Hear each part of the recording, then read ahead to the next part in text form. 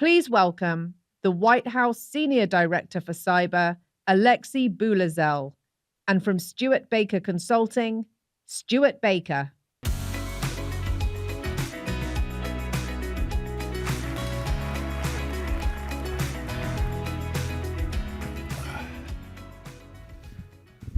All right, well, this is very exciting. For those of you who don't know Alexei, he is today the highest ranking cyber official in the new team, partly because a lot of people have not been confirmed, and therefore has a real insight into where the administration's policies are going on cyber. Alexei is the head of cyber for the National Security Council, and has a long technical and policy career. He had a job similar to this, doing cyber at National Security Council in the last Trump administration. He is deeply technical. He's worked at Apple on security research and architecture, at Oracle on the same. And my favorite story is he was once involved in a policy dispute in government at the White House, and he responded to somebody's assertions about the size of the problem by saying, "Why don't you just show me the code?" And evaluated the code and decided for himself what the nature of the problem was. We need more people, Alexei, who will do that. So I hope they don't promote you to the point where you can't actually read the code. So this is a chance to find out where the administration is going on these issues. And I thought I would start just to give the audience a sense of where your job fits, asking you to talk a little bit about the National Security Cyber position, the National Cybersecurity Director, also a White House position, but different from this, created by Congress and subject to Senate confirmation, and their relative position with respect to CISA. So can you just give us a sense of what your job covers and how it's different from what ONCD, the Office of National Cybersecurity Director, is? Sure, thanks, Stuart. And I want to say it's great to be here. I know RSA is a really important venue, and this administration, we do think that cybersecurity is national security. A number of government officials have been out here from the new administration. I know Secretary Noem from DHS came and addressed this audience on Tuesday. And I just want to say I'm really honored to be here, and it is such an important place to communicate the way we're thinking about cybersecurity, thinking about it as a national security issue, as an economic issue, as so many other things. It's an important thing for us, and wanted to come out here. So I'll begin just explaining the National Security Council. And so the NSC is a long-standing body, I think going back over 70 years. And the NSC is there to coordinate interagency, meaning sort of between all the federal departments and agencies, coordinate and implement some of the policy on national security matters. So we're here to convey the president's orders and instructions and guidance in his policy down to those departments and agencies, particularly on matters of national security relevance.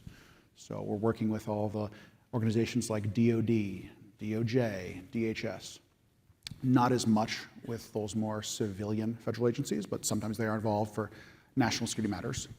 And NSC doesn't actually do operational stuff, right? We're not sitting there actually writing code. We're not manning a national SOC or anything like that. But coordinating, what is our approach to a certain country or to a certain class of cyber threats? How do we want to behave and use cyber power as a tool of national power? We're coordinating and setting the administration policy and getting everyone on the same page, rowing in the same direction on these matters. So I run cyber for the NSC, and I have peers who handle other issues. So we have a counterterrorism directorate doing the same sort of thing for counterterror. We have a directorate, looking at Western Hemisphere affairs. What is our policy relative to Latin America and the Western Hemisphere? The same for Europe, and so on and so forth. So I'm in charge of coordinating cyber policy for national security matters. We have some other peers within the Executive Office of the President. So we have ONCD, as you highlighted, created just a couple of years ago. And ONCD is there to, again, coordinate and get everyone rowing in the same direction on cyber policy. But I think it's a recognition that there are many cybersecurity issues that don't necessarily rise to that level of national security, but do need a whole of government coordination for them. So we might want to make sure that, for example, the Department of Agriculture and the Department of Housing and Urban Development and the Department of the Interior, which are not traditionally coming to NSC meetings, but that they're all following the right cybersecurity guidelines, that they're all working in the same direction, right? There's also a number of things like NSC does not traditionally work with the private sector. We might, from time to time, meet with an individual private sector firm that has a particular perspective on an issue, but NSC is not generally convening meetings involving the private sector. We're not bringing multiple CEOs or CISOs to the table to talk about issues. But ONCD is very well postured to do that.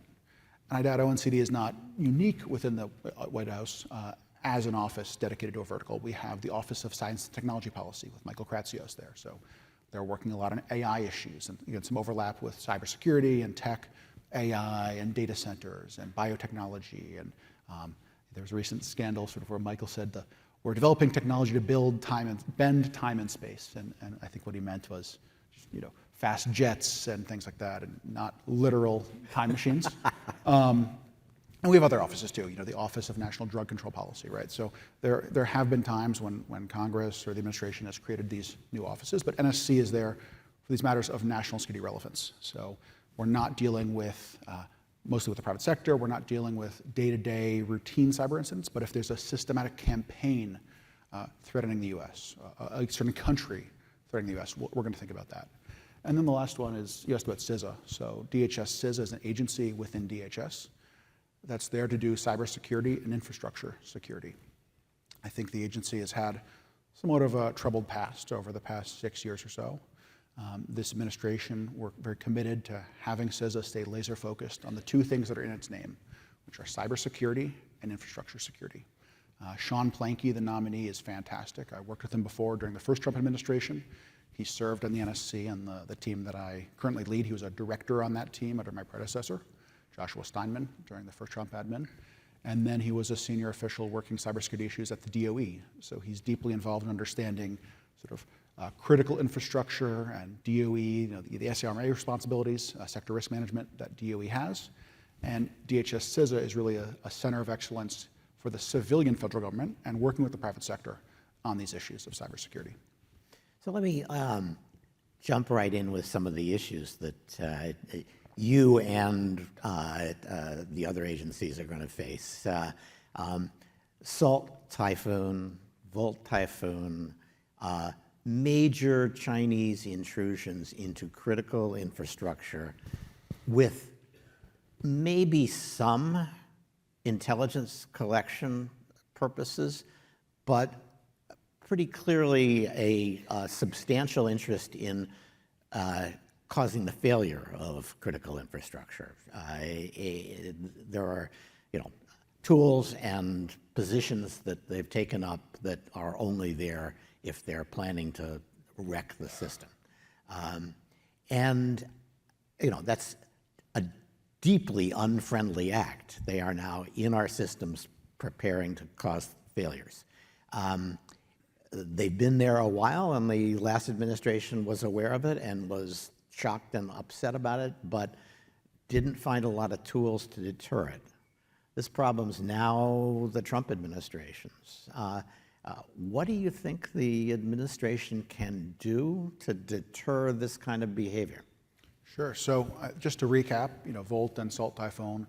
Volt Typhoon being penetrations from China of critical infrastructure in Guam, and then Salt Typhoon going after American telcos and being able to spy on Americans making phone calls, both coming from China. So obviously very concerning. I think Salt Typhoon has been more recent, but Volt is likely, I think, a lot more concerning. And because it's in the cyber realm, I think sometimes people struggle to get their heads around it. If we had a foreign actor, a foreign government, putting packs of C4 and landmines down in a energy grid, a power substation or something like that, it would be very, very well understood what an act of aggression that is. That you have an adversary saying, "Hey, we can blow up this C4 at any time." Highly concerning. when it's the cyber equivalent, a cyber bomb, a cyber landmine, people sort of look at it, you'll get some victim blaming, you'll get, this concern that, well, the company that was hacked, they didn't have good cybersecurity, it's their fault. Certainly, the private sector can almost certainly do more to level up its cybersecurity. But when you're being hacked by a foreign military or a foreign intelligence service, not necessarily the time to blame a company. Even if you had better cybersecurity, actors like that will find a way in. Now, I think deterrence in cybersecurity is actually very hard. I think we've seen, this paradigm of deterrence coming out of the Cold War. It's very hard to deter cyber attacks. The dynamics of cyber conflict make it very easy for actors to always sort of poke and probe and try to find a way in. I have a member of my team, Dr. Emily Goldman, who's the chief strategist of US Cyber Command. She wrote a fantastic book called Cyber Persistence Theory, talking about the actual dynamics of conflict and why deterrence is so difficult in the cyber domain. But I think there's a lot we could do to impose costs on these adversaries. Say, if you come do this to us, we'll strike back at you, we'll punch back. And that could be, in other domains, that could be sanctions or indictments or other things, but also we could respond in kind in the cyber domain. And I think the previous administration and administrations before have been hesitant to do that. I think we could also do a lot to not necessarily deter and stop the attack in terms of, or the penetration in terms of getting there, but degrade the adversary capabilities before they're used. So if we understand that an adversary has an intent or has a given tool that they're going to use, and we know they're going to exploit a given vulnerability, can we work with the private sector or with through agencies like DHS says it to more proactively patch those vulnerabilities, get ahead of the adversary, go after and maybe conduct an operation against the adversary infrastructure that will be used in the attack. So there's a lot we could do to not necessarily stop them from attacking, but defang them as they might try to attack, and to impose costs when and if they do. And hopefully finding ways, the notion that when we are unhappy with some cyber attack on us, we should respond with a cyber attack of our own. It's a loser for the United States. We are so dependent on our digital networks that it's almost always going to be the case that if the adversary turns it around on us, we're going to regret it maybe more than they do. Right? And so we need to find responses that feel proportionate but aren't just picking another cyber attack. That's right, but I'd also add that not responding, I think, is escalatory in its own right. There's so much concern with offensive cyber that offensive cyber could be escalatory. And if you continually let the adversary walk all over you and hack you and you do nothing, and hack you, right, that in itself sets a norm, sets a belief with the adversary that America is not going to respond, that this is fine, this is acceptable behavior. We need to find some way to communicate that this is not acceptable. Yeah, I'm tempted to say that knowing how, having seen the way the president operates in this sphere, what you want to do is catch somebody smaller who's trying to do the same thing and just crush them. So maybe we'll see that as an option. So talking about the private sector, they're on the firing line for a lot of these intrusions. And I've always worried that we've set up a system in which companies, all the people in this audience, can protect their systems basically by standing behind a wall and trying to stop everybody who comes over it. And they can't do anything outside the wall. Even collecting information is difficult. And a purely defensive operation is always going to be lacking. Now, the government can respond outside the wall, but their resources are nowhere near the resources that we've seen over the last 20 years deployed on defending inside the network. And I guess my question is, to what extent is it worth rethinking the line between you can do what you want to protect yourselves inside your network, and if you go outside your network, you're at risk of a felony conviction? Are there ways that we can give more leeway to CISOs to respond to attacks without just saying, oh yeah, we're issuing letters of marque, just go do what you want, But are there responsible measures that could be given to the private sector beyond purely defensive tactics? Sure. I think, in short, the answer is absolutely. But I'd say very shortly after that, there's been this sort of public debate around this idea that's become sort of ridiculous. These ideas like cyber letters of marque. People take these ideas to the absolute extremes.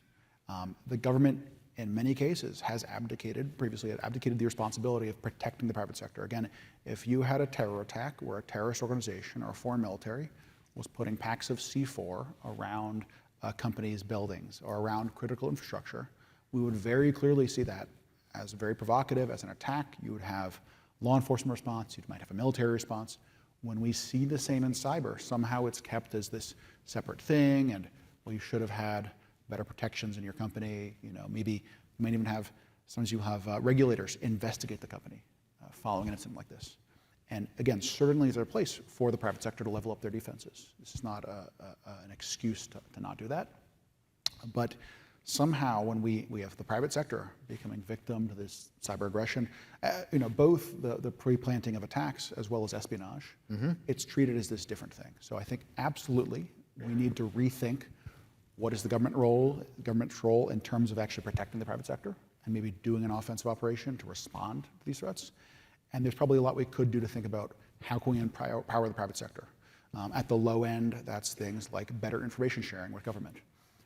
We have the Cybersecurity Information Sharing Act of 2015 that Secretary Noem came here on Tuesday and very strongly endorsed, that sets up path for governments or for the country, private sector actors to share intelligence with the government. When they see something, they can say something. That's up for renewal this year, and Secretary Noem was very vocal about endorsing that bill and getting that over the line to reestablish and reassert the role of the private sector in sharing with organizations like CISA. And I think there's other things we could do, and I'd be very open to hearing from the audience, after this, catch me or wherever. I'd love to hear your thoughts. How can we in government work better with you and empower you to meet the threat that you're facing? That's great. So there's an opportunity here for some creative and responsible thinking in that direction. So one of the other questions that comes up, you mentioned regulation. This is an administration that was famously deregulatory the last time that the president was in power, and he's expressed enthusiasm for further deregulation. What does that look like? What does that mean for cybersecurity regulation, which has really blossomed in the last 5 years and has had consequences for companies, some good, some bad? Do you think we're going to see major deregulation or adjustment around the edges of regulation? So I think this administration is very broadly interested in deregulating in general and across the board, and unleashing American innovation, unleashing the private sector to innovate, to build, and getting regulations out of the way of doing that.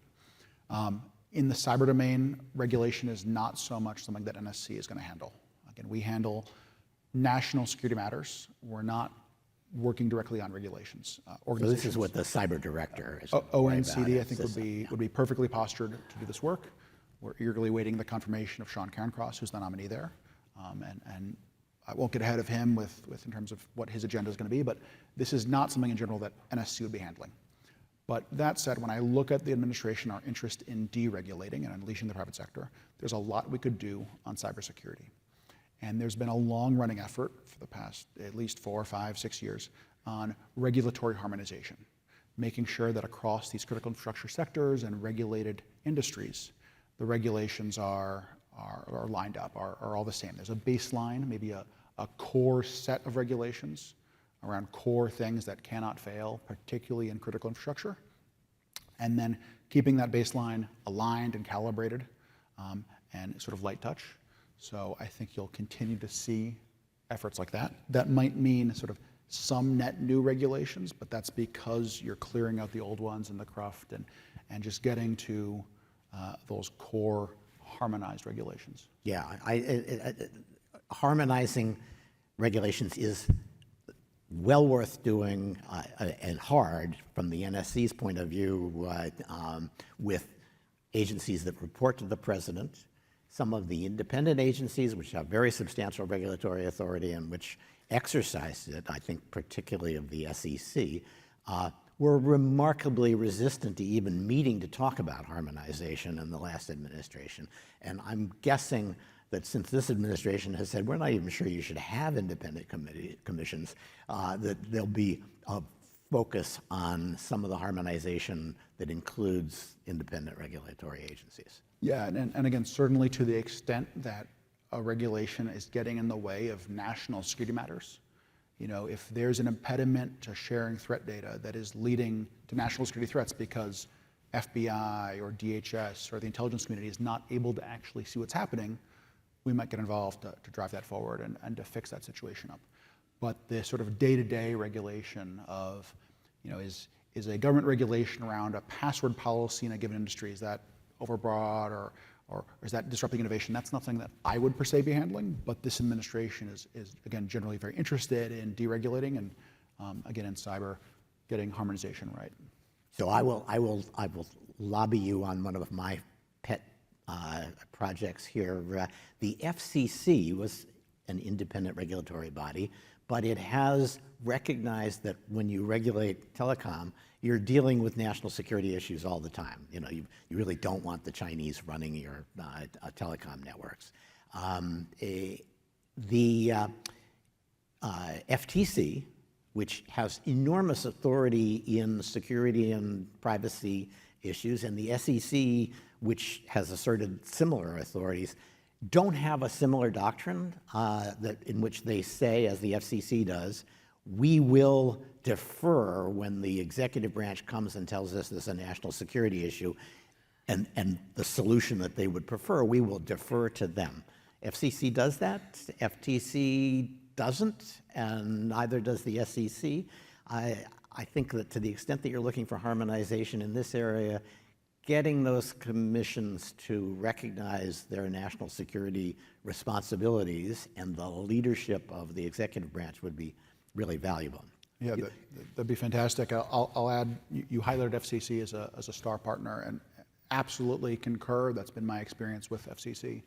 So Chairman Carr over at FCC has been very forward-leaning about worrying about national security risks, cyber and otherwise, very, very attuned to that set of issues.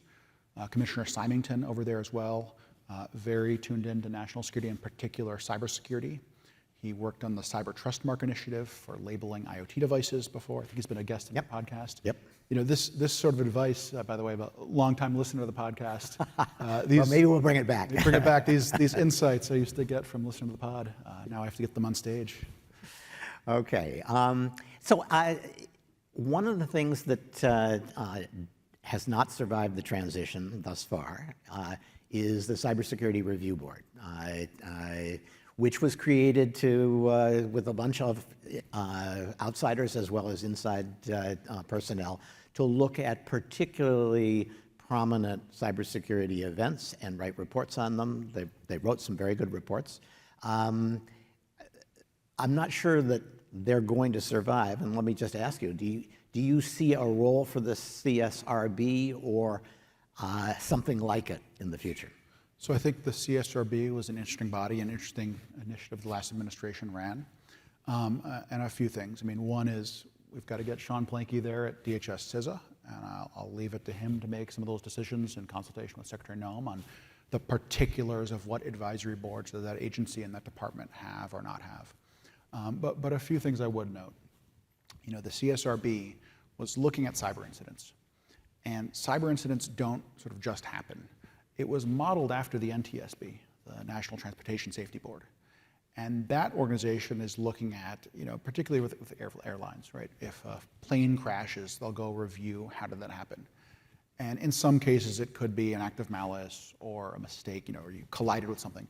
But in many cases, it's, the screw was loose on the wing and the screw came off and the wing started wibbling and, whatever, right? And then it's the laws of physics that are getting in the way. And we can take lessons for future aeronautical engineering, for future safety protocols, for When do we fuel the plane up, right? With cyber stuff, these cyber incidents are happening because an adversary country or a hacker or a criminal gang or someone is actually coming after a company or an open source project or whatever it may be. And certainly there are lessons we can take away from these events, but it's a very different dynamic than the NTSB, which the CRCB is modeled after. I think it's also challenging. On one hand, you want to work with the private sector and bring in private sector expertise. People actually know how these modern technologies work. Technologies like cloud or mobile applications or open source. We might not have the top experts inside government, but it's also challenging to bring external experts in and then try to mitigate conflicts of interest. When you're having them look at potential competitors or peers in their space and giving them very deep access to. Or a company that they used to work for, right? Exactly. Yes. Yeah, I see the conflict problem. It's going to be severe. At the same time, we need a way. I do a lot of hiking and some mountaineering, and Appalachian Magazine, if you haven't read it, always has a piece in the back about people who died in the mountains and why they died, and it was always their fault, it turns out. But it's something that every backpacker and mountaineer reads because it reminds you of the mistakes that you could be making and therefore arms you against making them, hopefully. So we do need, it's true, when you've got an adversary, they're gonna read the report and change their tactics too. But we all need to know, especially for stuff that went wrong in private, what happened? How did they get into a network of a company that we think of as a leader in security? What lessons should we all be drawing from that? Or a company that just doesn't want to talk about it and that we are all dependent on. So there needs to be some mechanism for getting the story out, even if a bunch of people who inevitably have conflicts is not the best way to do it. And I guess my question is, how are we going to do that? I'll leave it to Sean. That's fine. Okay. Great job. And whatever organizations, however he's going to approach this problem area, I look forward to reading those reports or working with him at CISA. It's a very challenging job. Yeah. So CISA has even without Sean being there, has already suffered some staff losses, budget cuts, and some of it is understandable. The agency kind of got over its skis in dealing with disinformation or alleged disinformation in the last administration. But do you think we're past we've gotten to the point where the job that CISA is doing is recognized in the administration and is going to get support so that it actually can continue to do that work? I think so. I mean, certainly for me, as the National Security Council Senior Director for Cyber, I'm very tuned in to the need to have CISA. I work with the organization daily and probably even more so once we have Sean there. I think it's tremendously important, but it's got two things in its name that it should stay 100% focused on, which are cybersecurity and infrastructure security. It's in the name, Cybersecurity Infrastructure Security Agency. Not disinformation, not crazy flights of fancy about education, things like that, not white papers, conferences. Just stay laser focused on the day-to-day work of cybersecurity, particularly for critical infrastructure and for civilian agencies. CISA is a nice counterpart to what NSA does for classified computer systems. So there's a document, NSD 42 from George H.W. Bush that sets up the director of the National Security Agency as the national manager for national security systems. So this big wordy title. It basically says the director of NSA sets the cybersecurity standards for classified computer systems. And CISA, in some ways, is a response to that, 25, 30 years later, saying we need the same for civilian federal agencies. It's one thing to have NSA setting the standards for classified DoD networks, but we need someone to oversee and work with all these civilian departments and agencies that might not have all the in-house cyber expertise, We want a single place to have that cyber expertise and be able to work with, again, Department of the Interior and Housing and Urban Development and Department of Agriculture and these more civilian-oriented agencies, getting them all on the same page, protecting them from cyber threats, and working with the private sector when it's critical infrastructure.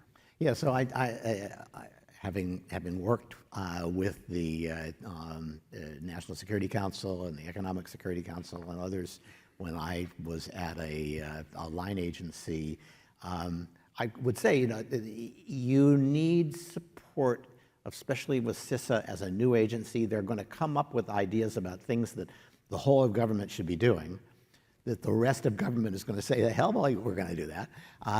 And if it's an important cybersecurity agency or initiative, they're going to need the support of the White House to actually pull that off. They're going to have to say, I know this means that an agency you don't know will be evaluating your performance on security, but you're just going to have to get used to it.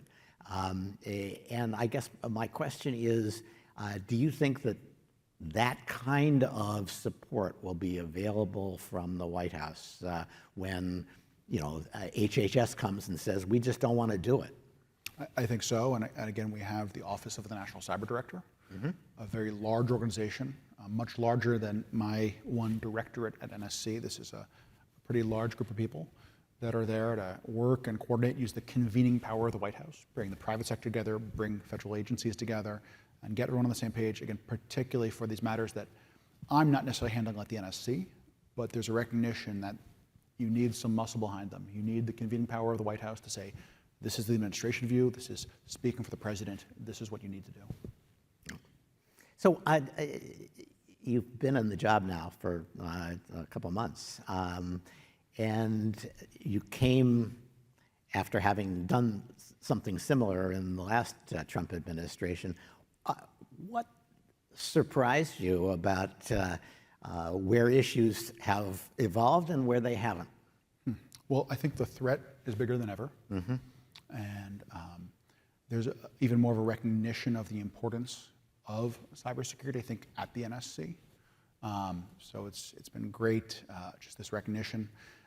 There's a lot more recognition also of other technology risks as well. We have another director at Tech and National Security, and they look at advanced tech issues, some of the AI things, drones, biotech, things like that. So ample recognition of the cyber threat.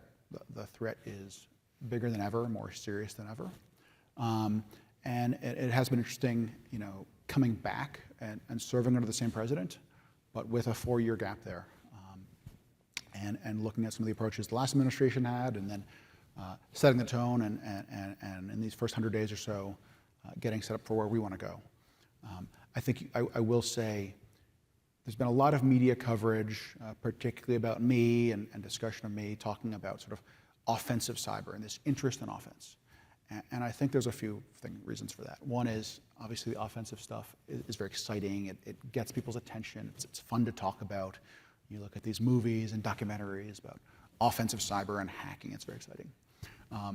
But it's also the kind of thing that we can go change the script. We can change the playbook on offensive cyber in just about, I think we're now day 102. In 101, 102 days, we can change that. We have amazing offensive talent and muscle.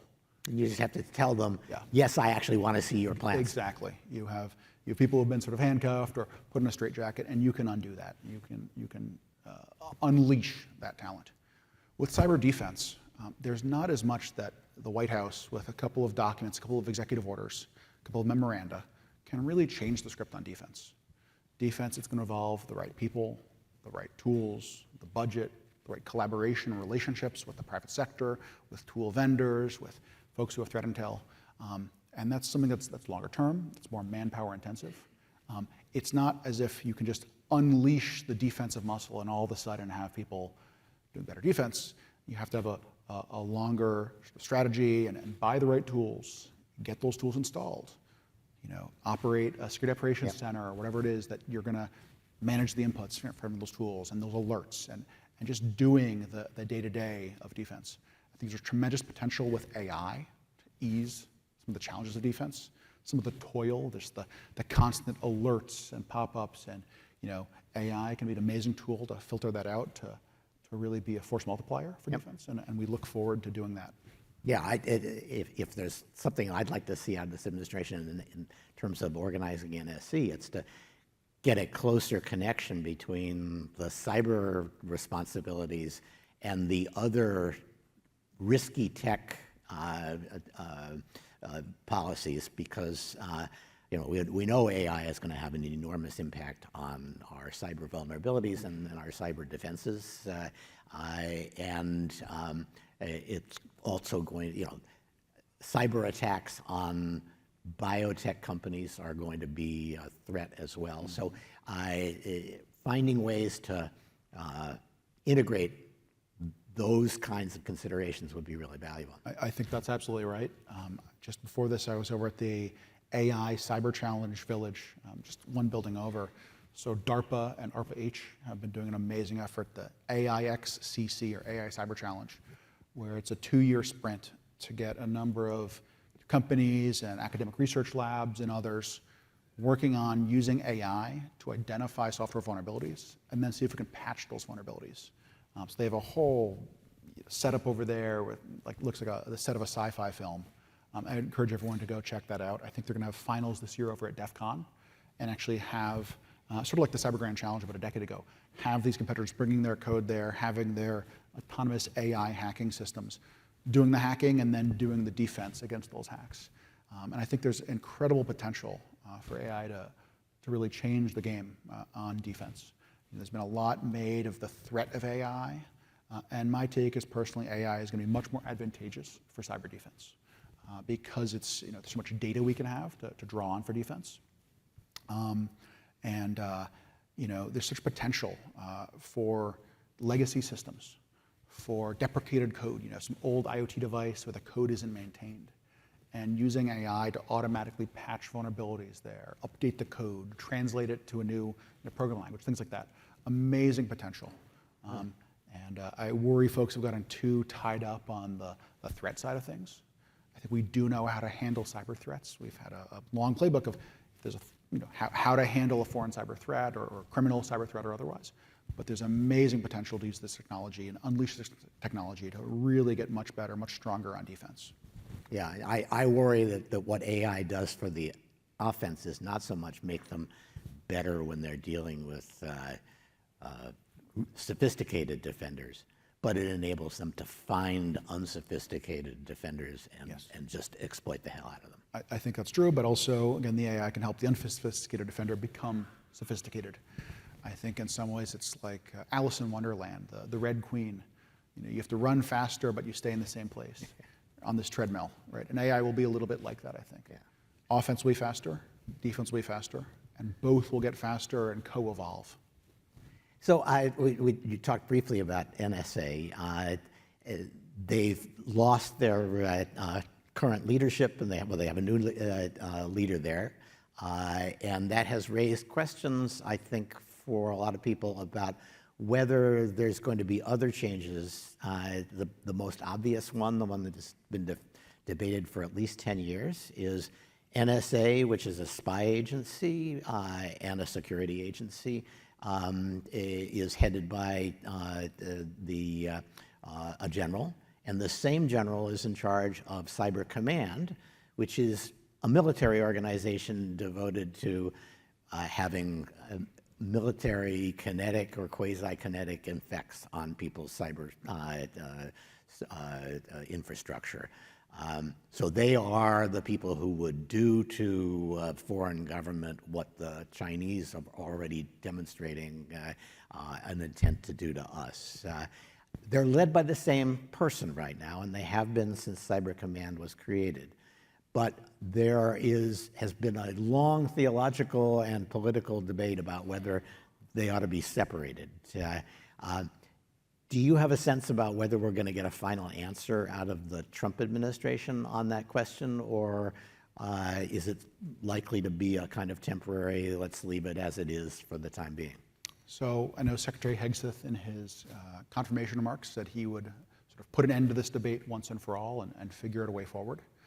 I don't know if there's no particular position one way or the other, but we are always interested in how can we best meet the cyber challenge we have, and how can we best have a workforce, have a military force, otherwise that's going to meet the operational needs we have. So we're interested in all sorts of things, right? And open to evaluating lots of different ideas. There's been a lot of excitement in different think tanks around things like cyber forces, different new cyber agencies, lots of different possibilities. We're interested in exploring the options that'll best meet the threat and our need. I'll add with the NDAA, I believe it was in 2023, there was Section 1533, required a new report on some new novel force structure ideas for Cyber Command. We look forward to delivering that. I'm always trying to get better, trying to meet the challenge more effectively. Yeah, my advice is that when people find new problems in government, that there's always a temptation to go to the boxology and not focus on actually addressing the problem. And I fear that we've had a lot of boxology in cybersecurity, and we could get more.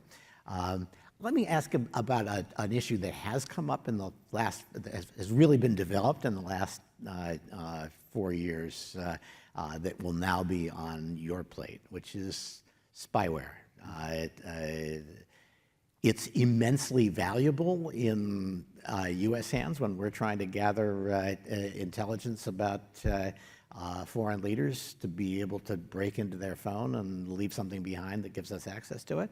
But we sure don't want that done to our leaders, and we don't want that done to American citizens or American companies. And so we come to it conflicted. The last administration put forward a lot of measures that were designed to separate themselves from the spyware industry generally, and particularly spyware companies coming out of Israel and other allies that they did not think had been responsible in choosing their customers. This is something that the administration has already been exposed to. The White House signed on to the Pall Mall principles. Can you give us a little bit of a feel for how you would square the circle between really wanting these tools and not wanting to be the victim of these tools? Sure. So as you highlighted, the administration, actually the State Department, not the White House, but the State Department, in consultation with the White House, signed on to the Pall Mall document, the kind of code of practice. Pall Mall process was convened by our friends, the UK government and the French government, looking at this issue of spyware proliferation and how we get a handle around it. And I think the position we're taking is that this is obviously a tool that states will use, whether it's in foreign intelligence collection or counterterrorism or law enforcement. Yep. But it should be done responsibly. It should be done with proper due process, all the sorts of norms you would expect from a democratic country. It is obviously a threat if bad actors, if adversary countries are able to get their hands on advanced offensive technologies through a commercial market for spyware or for 0 days or other tools like that. But we're not going to say this is not a legitimate tool that states need access to. And we're very interested in staying in dialogue with partners and allies on this topic. Again, go into the Pall Mall process, State Department signing on with some edits and some massaging, and you're really getting that document to something that we can stand with and we would sign on to, and we did, and there was, I think, a lot of surprise around that. But that's all to say, total acknowledgement that these are useful tools that governments will need. We don't want bad actors to have them. We don't want allied states necessarily abuse them or use them in ways that are unacceptable. But we're going to obviously recognize the importance of them. So the problem, just as I think about how you deal with spyware issues, everybody wants to have these tools. Every government on the planet needs these tools to deal with criminal threats, if nothing else. And most of them have national security threats that they want to deploy these for. There's a ready market, and that market can't be completely suppressed. You can make sure that U.S. companies don't meet that market if you don't trust the governments to use the tools responsibly, but you can't cut them off unless you can find a way to get all or most of the suppliers and their governments to sign on to a set of procedures and principles. And this is how, there was an effort to deal with spyware through Wassenaar export controls that was kind of moderately successful. The U.S. did a lot of unilateral attacks on particular spyware companies. None of that strikes me as a completely satisfying solution to the problem of irresponsible spyware. And I guess my question would be, how do you see policies emerging in this administration that go beyond or differ from what the last administration did, which was pretty unilateral and only partially successful?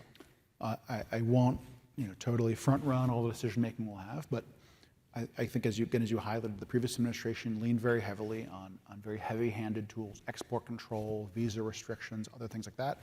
I think in many cases where a diplomatic response could have been more appropriate, and working with other countries that we're in regular dialogue with to curb abuses that there are concerns about, rather than such a heavy-handed approach. Yeah, there are companies that do this and that just say, look, my customers are the Five Eyes, and that's how I avoid problems. And there are other companies that don't have that luxury. But I suspect that, and there are Chinese companies that will never sign on to anything, right? So they're going to meet this market. And so one of the questions would be, how do we manage to shrink the market that they're meeting while at the same time putting some discipline on the Indian companies, the Israeli companies, the folks who are allies or close, but who have very different views of the world. And it seems to me your best bet is to find a way to make them, to get those companies to sign on to some basic principles to avoid the hammer of U.S. sanctions. Yeah, we look forward to working on this issue. It's not going away. Yeah. It's not going away, and figuring out a way forward where, again, responsible governments can use these tools in a lawful way to meet counterterror, law enforcement, intelligence needs, while keeping them not abused and keeping these tools out of truly bad actor hands. We don't want a world where China is able to buy commercial spyware and buy 0 days, particularly from the U.S. or from allied countries. It's a huge challenge. It's a challenge of our age. Yeah. So the best advice I got when I went into government the first time was from this grizzled policy veteran who said, you're going to spend your entire day putting out fires and responding to something that has just popped up. And you'll end up doing that for sure. But you need to think now what you want to have accomplished if you stop doing this job after 2 years or 3 years or 4 years. And then spend 20 minutes every day moving that initiative forward, calling people up who don't want to do it and saying, how's that coming? Because I'm hoping to see something on my desk tomorrow or next week. Let's write down the deadline when you're going to supply it. All of the things that aren't emergencies and aren't being pushed onto your desk, but which have potential long-term value. So my question for you is, if you had to sort of identify the things that you wanted to move forward 20 minutes a day, what issues do you want to look back on in 3 or 4 years and say, yeah, I actually made that happen? So I'm very interested in, again, working in offensive cyber and destigmatizing and normalizing the use of offensive cyber as a tool of national power. It's not offense for offense's sake, but being able to respond in kind if we're the victim of foreign aggression, being able to have an offensive response, or to use offense in support of a more traditional sort of military activity, right? One bow in one quiver, one arrow in the quiver, right? For a general or otherwise. So very interested in that. And then on the defensive side, I think the same. Really updating how we think about defense for the modern threat environment, for the age of AI. Looking at some of these fundamental bedrock documents, going back to the Obama era and before. I mentioned NSM 42, going back to the George H.W. Bush administration. How do we, for the government, think about defense and think about defense for, again, the national security context, these big challenges, big threats. The threat environment today is very different than it was 5, 10 years ago, definitely 30 years ago. So updating offense, updating defense, those are the two big boulders, and we could go many little sub-goals within there. Well, I'm really encouraged that somebody with those goals is going to be in a position to say, show me the code. So please join me in thanking Alexei Bulozel. Thank you.